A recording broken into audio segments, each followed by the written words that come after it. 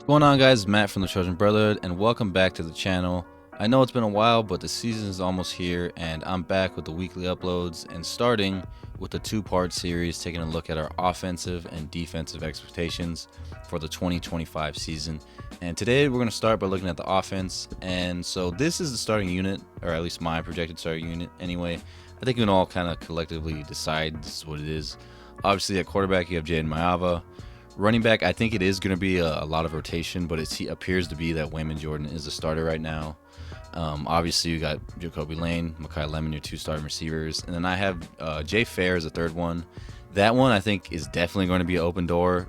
I think with the first two games being kind of, you can call them preseason games. By the third week, I think we'll have established who is that third guy. But even when we do have that established, there still will be a lot of rotation. You know how this receiving room works. So don't put too much stock into the fact that I have Jay Fair as the third one.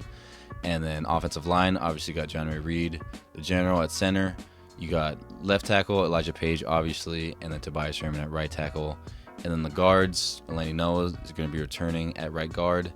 And then left guard, we all know the situation. I just put Benuelos with a question mark because we don't know about Wingfield. And in my personal opinion, I'm just going to tell myself it's going to be Benuelos until something happens with Wingfield. And so this is the starting offensive unit. And so now that we've seen the unit, I want to dig into the strengths of the offense, starting with what I think is one of the best receiving duos in college football. Of course, I'm talking about Makai Lemon and Jacoby Lane. Now, there isn't much to say. I'm sure you all know how great these two are, but as productive as they were last year, I think that their role in this year's offense will be so much more present. Even though I felt that these dudes were the two best receivers all along for the past 2 years, it seemed like we really tried to make Branch and Deuce the focal point of the offense, and that clearly didn't work out, which is no disrespect to them, but it didn't work out. Now this year, it will be a very different receiver room with not a lot of depth. So instead of going 5 to 6 guys with the 4 guys I just mentioned, and then you throw Kyron Hudson in, it was a lot of rotating. And so this year, instead of the 5, 6 deep, even 7 deep, you got 2 stars getting majority of the targets. So that's the first strength. Obviously, we all love Jacoby Lane and Makai Lemon. Another strength would be the depth of the running back room. It's looking like Wayman Jordan will be the starting running back, like I said, which I am very excited about. But then behind them, you have Eli Sanders and then Brian Jackson. So we are 3 deep with 3 different skill sets, which is the biggest thing to me, because Sanders could be looked at as a speed back. Jackson, of course, is a power back with his comparisons to Lendell White. And then Wayman Jordan is kind of the do-it-all back with the power, the speed, and he can catch passes out of the backfield, which is probably why he's going to be the starter. So overall, as a unit, I'm pretty excited about the fact that it's 3 deep and you have every single type of skill set. And overall, the running back position, since Lincoln Riley been here, has been incredible. It seems like every year we're getting that transfer back that lives up to the hype. And hopefully it's the same thing with this year with the 2 transfers of Jordan and Sanders. And finally, my last strength of the offense is actually the tackle position, which brings a smile on my face.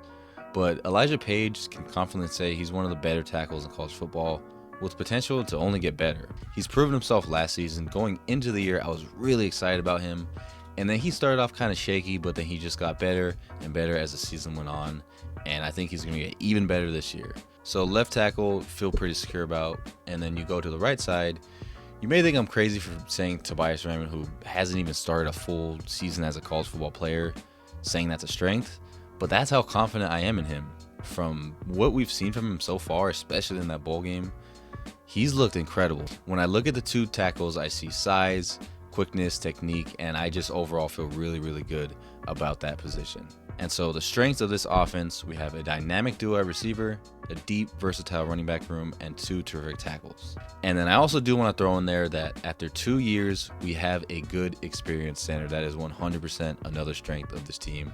So shout out to John Ray Reed. So tackles, center, receivers, and running back. A lot of strengths for a team, especially when they're coached by Lincoln Riley, who is one of the best offensive minds in the sport.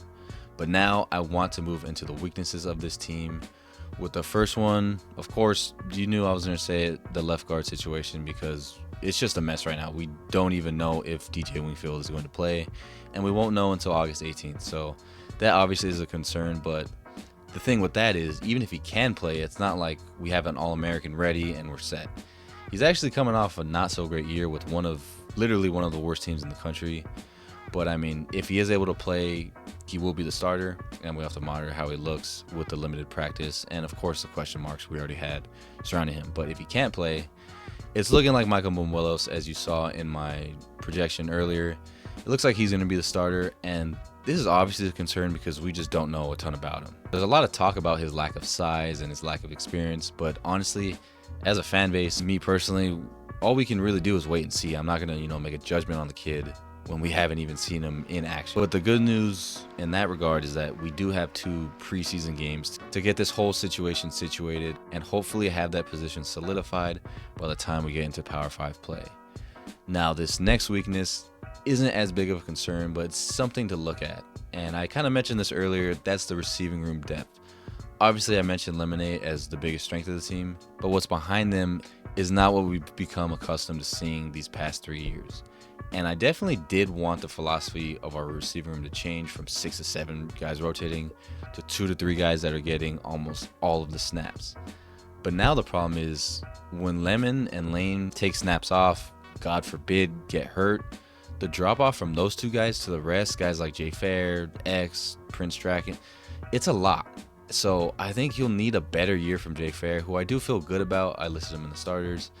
And hopefully from a young guy like Xavier Jordan to develop quickly. And I just don't know how I feel about that yet. If you look at the 2022 team, which was like the only good team we've had on Lincoln Riley, Jordan Addison was a dude. He was coming off of a Biletnikoff, and he was by far the best guy we had. He missed quite a few games. I believe it was 3 to 4 games. And the offense didn't skip a beat because of how deep that receiving room was. And then in the last 2 years, it's kind of been the opposite, where we didn't have that Jordan Addison number 1 kind of guy. This year we do have that, but we don't have the depth. So all this really tells me is it is vital for Jacoby Lane and Makai Lemon to stay healthy at all times, because if something does happen, we may be in trouble with the guys we have behind them. But anyways, my last weakness or concern is the lack of ball security from Jaden Mayava.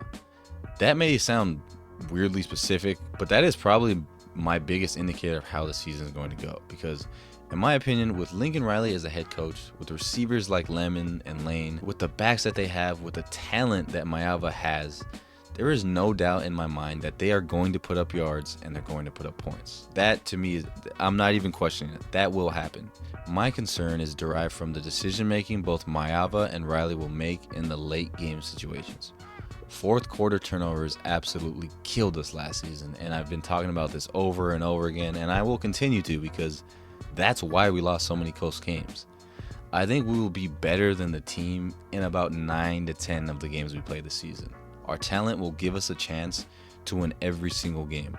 But can our head coach and quarterback make the right decisions? Is Mayava going to stare down a route in the fourth quarter and get picked off? Is he going to throw into double coverage, not see the safety and throw a pick? That is the question. This shouldn't be an explosive offense that just puts up 50 a game with ease, like that 2022 team, and gets in shootouts which win 50 to 49. This should be a different style kind of team. This should be a run-first team that forces you to put an extra hat in the box, and when you do that, we will pick apart that secondary with Lane and Lemon, 2 of the best receivers in football. But the thing is that this kind of offense requires a QB to take care of the football, and bottom line is we will see if Mayava can do that. Anyways, that's going to do it for today's video, as we highlighted the strengths and weaknesses of the offense. But stepping back, looking at the pros, the cons, strengths, weaknesses, overall, I do think that this will definitely be a great unit, of course being that they stay healthy. But that's going to do it for today's video, guys. Thank you all so much for watching. Stay tuned for the defensive video coming out soon. As always, thank you guys so much for watching. Make sure to like and subscribe if you enjoyed, and fight on.